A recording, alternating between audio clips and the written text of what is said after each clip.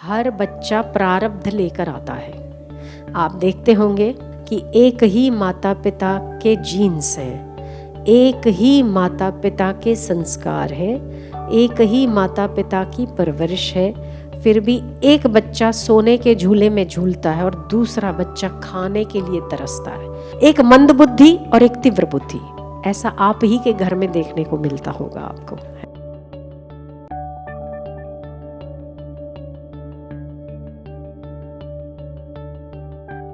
जिन बच्चों के जीवन में तितिक्षा नहीं होती ना, वो जीवन में कुछ बन भी नहीं पाते। आप भी बच्चों को कभी कभी थोड़ी सुविधाएं कम दो, उससे बच्चे बनते हैं। सब सुविधाएं जिस दिन दे देते हैं ना, उस दिन बच्चे ज़्यादा डिमांड करने लगते हैं, और ज़्यादा डिमांड करने से आप तो कभी ना कभी बोझे तले दब जाओगे, आर्थिक बोझों के तले, और बच्चों की डिमांड्स कभी पूरी नहीं होंगी। इसलिए बच्चों को अपने आर्थिक चद्दर के अनुसार चलाना सीखना चाहिए। बच्चों के लिए आप ये बेच दो, वो बेच दो, बच्चों के लिए आप ओवर टाइम कर लो, बच्चों के लिए आप हर वो सुविधा एक ऐसी चीज़ है ना। आज एक फ़ोन आया है, 10 दिन के बाद एक नया लॉन्च हो रहा है, 15-50 दिन के बाद एक नया लॉन्च आ रहा है। कितनी ही आप सुविधाएं बच्चों को दे दो, फिर भी सुविधा की डिमांड पूरी नहीं होती। बेहतर है कि उन्हें अपनी चद्दर में चलना सीखना चाहिए, और वो सिखाएंगे माता पिता। स्कूल एजुकेशन दे सकता है, स्कूल पढ़ाई दे सकता है, स्कूल डिग्री दे सकता है, पर जो घर एजुकेशन दे सकता है, जीवन जीने की कला सिखा सकता है, वो दुनिया का कोई एजुकेशन यूनिट नहीं दे सकता जो माता पिता उसे सिखा सकते हैं। इसीलिए अपने हैसियत के अनुसार बच्चों को चलना आना चाहिए, क्योंकि हर बच्चा प्रारब्ध लेकर आता है।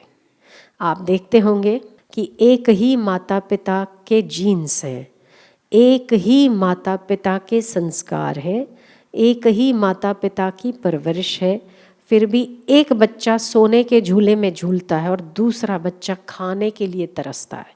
एक ही माता पिता की 2 संतान है, एक ही परवरिश है, एक ही माहौल है, एक ही बैकग्राउंड है, एक ही भाई बहन है, पर एक बहुत अच्छा और एक बहुत बुरा, एक मंद बुद्धि और एक तीव्र बुद्धि, ऐसा आप ही के घर में देखने को मिलता होगा आपको, है ना।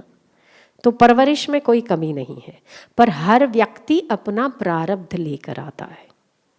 तो प्रारब्ध आगे चल के, जब तक कि वो आपके पास है तब तक तो आप उसे सब कुछ अच्छा अच्छा देंगे, पर प्रारब्ध व्यक्ति का कहाँ ले जाता है, कितने में उसे सीमित करता है, कैसा उसे चलना पड़ेगा, वो आप भी नहीं जानते। इसीलिए उसे वो हर संस्कार देना चाहिए कि वो जिंदगी की जंग को बखूबी लड़े और हर उस युद्ध को अपने बलबूते पर लड़कर उसे हासिल करे। ये संस्कार माता पिता ही दे सकते हैं।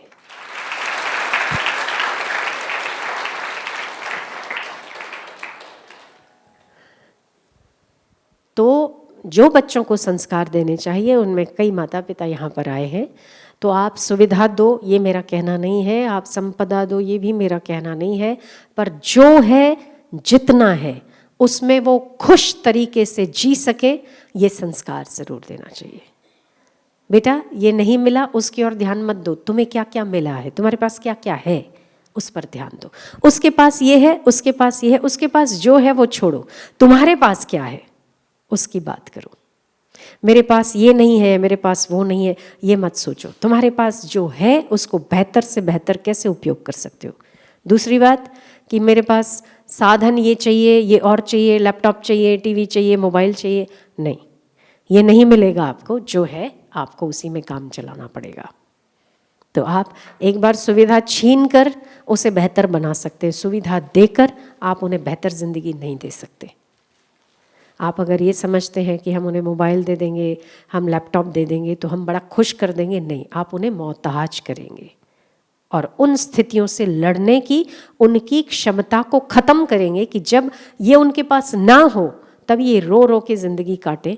बेहतर है जो इनके पास है उसमें खुश तरीके से कैसे जी सके। अगर आप उन्हें ये कला सिखाते हैं तो आप बेहतर माता पिता हो सकते हैं। आप देखेंगे ना, तो गरीब माता पिता के बच्चे ज़्यादा होशियार होते हैं, गांव के बच्चे ज़्यादा होशियार होते हैं बजाय शहरों के बच्चों से। क्यों? क्योंकि उनके पास कुछ होता ही नहीं। यहाँ तो स्विमिंग पूल में जाते हैं तो स्विमिंग पूल में डूब जाते हैं, वहाँ बच्चे नदी में तैर के होशियार हो जाते हैं है ना? तो ये अभाव है। जिसके पास कुछ नहीं है वो अपने लाइफ को एडजस्ट करना सीख जाता है। यहाँ स्विमिंग पूल आप 50,000 दे के आप उनको स्विमिंग करवाते हैं, 5,000 3,000 उन्हें ट्रेनिंग देते हैं और वहाँ गहरे पानी में कूद के अपने आप को बना लेते हैं और यहाँ छोटे पानी में डूब जाते हैं। ये ज़िंदगी है और यही सच्चाई भी है। तो हम जितना अधिक सुविधाएं देते हैं, जितना ज़्यादा पैम्पर करते हैं बच्चों को, अरे रे रे रे, हम तो कई माँओं को देखकर मुझे बड़ा आश्चर्य भी लगता है और दुख भी होता है कि जैसे बच्चा बहुत छोटा होता है और किसी चींटे को देखता है और रोता है तो माँ कहती है, ओ बेटा चींटे ने काटा, लो मैंने मारा उसको, देखा मैंने मारा, हा।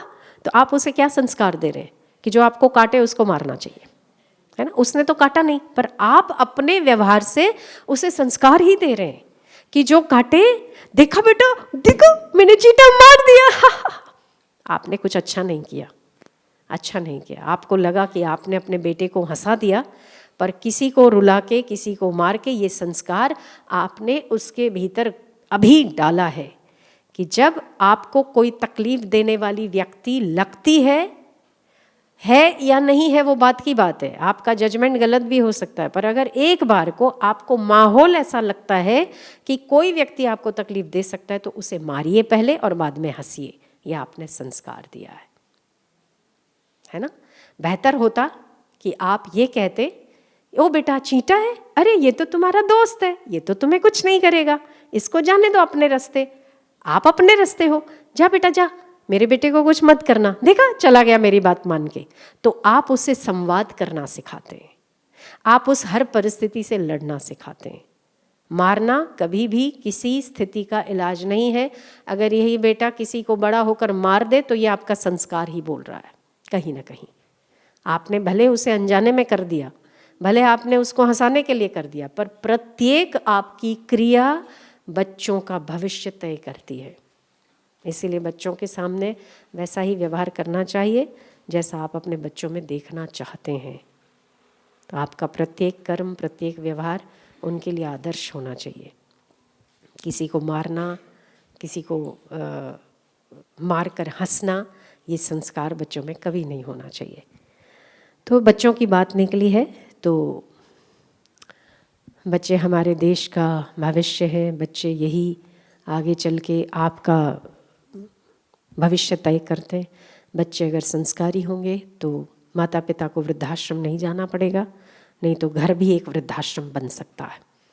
परिवर्तन कुछ नहीं करना है, आपको परिवर्तन ही करना है। तो आप भी जिनके पास बच्चे हैं और वो यहाँ नहीं आ पाए हैं, तो आप उन्हें संस्कार ये दीजिए कि वो आपको जब ये कहें कि माँ आपको पता नहीं चलता है, तो आप उस बात की उसे सजा दीजिए।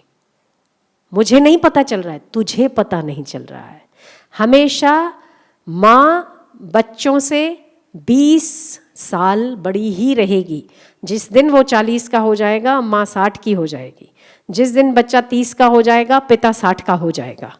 फिर भी वो एक्सपीरियंस में हमेशा बच्चों के लिए आगे ही रहेंगे। ये एहसास हर पल आपको अपने बच्चों को कराना है कि आप श्रेष्ठ हैं, आप उनसे बेहतर हैं। तो बच्चों को ये एहसास दिलाना बहुत ज़रूरी है कि माता पिता का स्थान बच्चों के लिए क्या है। आज उल्टा रिवाज हो गया है ना, इंटरनेट बहुत है, टीवी बहुत है, माता पिता हो गए बच्चे, बच्चे हो गए माता पिता। सबने अपना अपना स्थान खो दिया है, इसीलिए सारा उल्टा प्रवाह चल रहा है। ठीक है बेटा तुम्हें ये करना है, ठीक है कर लो। अच्छा तुम्हें ये, बेटा बोलता है माँ मुझे आज कोई भी हाल आईफोन चाहिए। शाम तक पिता हाजिर है, क्यों हाजिर है? हम ऐसे ही बच्चे आपके मन की बात कर रहे हैं। आपका मन कहता है मुझे कोई भी हाल, ये आज सुख चाहिए, आज मेरी जीवन नहीं रह सक रही है, मुझे आज पानी पूरी तो खानी। क्यों खानी है? नहीं खिलाएंगे आज। केवल वो बच्चे नहीं है, आपका मन भी उसी तरह बच्चा है। तो जिस दिन हम अपने मन रूपी बच्चे पर आधिपत्य कर लेंगे, उस दिन हम अपने बच्चों पर भी आधिपत्य कर लेंगे। पहले अपने पर आधिपत्य करना है, केवल बच्चों को कंट्रोल नहीं करना है, स्वयं को भी कंट्रोल करना है। हमारा मन ने किया, हमें ये व्यक्ति पसंद है, हमें ये वस्तु पसंद है, हमें ये चीज़ पसंद है, तो हमें चाहिए ही चाहिए, पर उसमें आपकी भलाई नहीं है तो क्यों चाहिए? छोड़ने का सामर्थ्य भी आप में है, छोड़ के देखिए। तो जब हम मन रूपी बच्चे की हर इच्छा पूरी करते हैं तो जैसे बच्चे का मन बढ़ता है वैसे ही हमारा मन भी बढ़ता है। तो कभी कभी इसे जो चाहिए उससे विपरीत करिए और उसको उसमें ढलने की आदत बनाइए।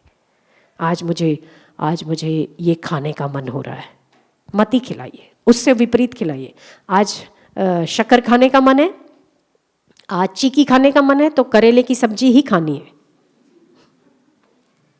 आपके मन का बल बढ़ता है जब आप अपने मन से विपरीत करेंगे। कि आप अगर अपने बच्चों को कंट्रोल करना चाहते हैं तो पहले मन रूपी बच्चे को कंट्रोल करना सीखिए। आप अगर मन में जो आए वो कर रहे हैं तो बेचारे बच्चे मन में आए वो कर रहे हैं तो कोई बड़ी बात नहीं है ना। हम बड़े तभी हैं जब हम अपने बच्चे को कंट्रोल कर सके। आपका बच्चा पहला कौन है? मन है। इसे कंट्रोल करिए। अध्यात्म जगत में, व्यवहार जगत में देखिए क्या होता है। अध्यात्म जगत में आप होश के साथ मन को परिवर्तित करना सीख जाते हैं, होश के साथ। और सांसारिक जगत में डंडे खाकर आप दूसरों की इच्छा में अपनी इच्छा मिलाते हैं। ठीक है, अध्यात्म में कोई डंडे नहीं मारता, पर उसका विवेक उसको डंडा मारता है। खुद ही स्व विवेक है। और आपको पसंद नहीं है फिर भी समाज की शादी में जाना है, जो इंसान पसंद नहीं उसको, हाय मैं अभी आपको याद कर रहा था करना पड़ता है ना। समाज के लिहाज से करना पड़ता है, डंडे के लिहाज से करना पड़ता है, सास के लिहाज से करना पड़ता है, और बीवी के लिहाज से करना पड़ता है, किसी ना किसी के लिहाज से डंडा खाके करना पड़ता है। ठीक है, करना तो है। हर चीज़ के आपके मन की पसंद की होती है क्या? बताइए, भाई लोग बताएंगे। आपके मन की पसंद की हर चीज़ होती है? होती है? नहीं होती है। आप कर भी नहीं पाओगे। अगर आप करने जाओगे तो बहुत झगड़े हो जाएंगे। इसीलिए आपको अपना मन का छोड़ के कभी पत्नी के मन का करना पड़ता है, कभी बच्चों के मन का करना पड़ता है, कभी किसी के मन का करना पड़ता है। वही चीज़ अध्यात्म जगत में होश से करते हैं। संसार में भी अपने मन का तो होता तो कुछ नहीं है वैसे खास, आप गिनती पे गिन सकते हैं आपके मन का अब तक क्या हुआ। इस पूरे कोविड में, चलिए पूरे कोविड में 10 महीने में आपने सब कुछ अपने मन का ही किया। हाँ, अरे भाई लोग पड़े थे घर में, अगर मैं भाइयों पे बाद में आ रही, भाई लोग घर में सारा दिन आप किचन में। ठीक है, हो सकता है आपको पसंद ना भी हो, वैसे तो आप बिंदास थे, खाना बनाना है तो बनाना, नहीं बनाना है तो नहीं बनाना। अब भाई घर पे बैठे थे तो बनाना ही, अपने मन की तो नहीं हुई। भाई लोग ऐसे तो चले जाते घर पे तो कट कट सुनना बचा। अब दिन भर घर में तो cut cut cut cut cut cut cut cut tape recorder चल रहा है तो सुनना ही है, अपने मन की तो नहीं हुई, है ना। तो ये परिस्थितियां जो है वो एडजस्ट करना सिखाती है ना आपको। ठीक है, डंडे मारकर भी एडजस्ट तो करते हो, तो अपने बच्चों से भी एडजस्ट करना सिखाइए, मन को भी अपने बच्चों को भी। ये अध्यात्म है। और आध्यात्मिक जगत में तो अपने मन को मारना ही एकमात्र इलाज होता है। जिसको परमात्मा चाहिए ना, उसे अपने मन की इच्छाओं को मारना पड़ता है। जिसको ईश्वर चाहिए ना, उसको अपने, जितनी चीज़ बड़ी उतना त्याग बड़ा, जितनी चीज़ छोटी उतना त्याग छोटा। सीधी सी बात है। आपको अगर कमाई आपकी 10,000 है और आपको 50,000 का लैपटॉप लेना है, तो आपको पूरा एक साल अपनी सारी इच्छाओं पे कंट्रोल करके सेविंग करना पड़ेगा। तब जाके 1 साल के बाद आप 50,000 का लैपटॉप ले सकते हैं। हाँ, ठीक है, इच्छाओं को मारना पड़ेगा। ठीक है, इतना त्याग करना पड़ेगा। अगर आपको उससे छोटी चीज़ चाहिए तो 1 महीने में आ सकती है, उससे बड़ी चीज़ चाहिए 1 साल में आ सकती है। आपको पता है, आप पूरे इस जहान के मालिक की खुशी चाहते हैं तो आप सारा जहान छोड़ने की ताकत रख सकते हैं अगर, तो आपको वो भी मिल सकता है। ताकत रख सकते हैं, आपको छोड़ने को कोई नहीं कहेगा, ताकत होनी चाहिए। तो जितना बड़ा त्याग है उतनी ही बड़ी उपलब्धि है, जितना बड़ा त्याग है उतना बड़ा आनंद है। इसीलिए हम महापुरुषों के पास क्यों जाते हैं, वो बहुत बड़ा त्याग करके बैठे हैं। एक सेठ आया एक संत के पास, प्रणाम किया उसने, तो उस संत ने भी उसको कहा, महाराज आपको प्रणाम है। बोले, महाराज आप हमको प्रणाम करते, हमको अच्छा नहीं लगता है। क्यों? बोले, हम तो साधारण जीव हैं, हम तो संसारी हैं, तो हम तो आपके आगे झुके तो वो तो बनता है, पर आप हाथ जोड़ रहे हैं हमको। बोले, अच्छा तो मेरे में क्या है ऐसा? उस संत ने पूछा, मेरे में ऐसा क्या है? बोले, आप तो भगवान लेके बैठे हैं, आपने सारी दुनिया छोड़ रखी है, आप तो भगवान से अपनापन करके बैठे हैं, तो मेरा आपको प्रणाम है। बोले, मेरा तुझे प्रणाम है कि भगवान तो मुझे सबको मिला मिलाया है, मैंने केवल उसी को पकड़ा है, पर जो संसार कभी तेरा था नहीं, तू इतने बड़े उसके लिए भगवान को छोड़ के बैठा है, तो तू बड़ा त्यागी हुआ ना मेरे से। तू मेरे से बड़ा त्यागी हुआ, इसीलिए तेरे को प्रणाम है। मैं छोटा त्यागी हूं, तू बड़ा त्यागी है। उसको समझ नहीं आई कैसे। बोले, मैंने तो भगवान को पकड़ा है, वो तो कोई बड़ी बात नहीं है, वो कभी छूटा ही नहीं, पर तू छूटे हुए को पकड़ रहा है, तो तू बड़ा त्यागी है, और छोटे के लिए तूने बड़ा त्याग कर दिया। भगवान सबसे बड़ा है, तूने इस संसार की उपलब्धि के लिए इतने बड़े भगवान को छोड़ दिया, तो तू महान त्यागी है। तो हम भी वैसे ही त्यागी हैं, आप वैसे ही त्यागी होंगे, तो मेरा भी आपको प्रणाम है कि आप हमसे ज़्यादा बड़े त्यागी हैं। हाँ, तो आपने परमात्मा के लिए संसार के लिए, हम तो परमात्मा, ठीक है, संसार की इच्छाएं पूरी हुई नहीं हुई उसके लिए कोई बड़ी बात नहीं है, पर आप ज़्यादा त्यागी हैं कि छोटे संसार के लिए बड़े परमात्मा का त्याग कर दिया आपने, तो आप त्यागी हुए ना।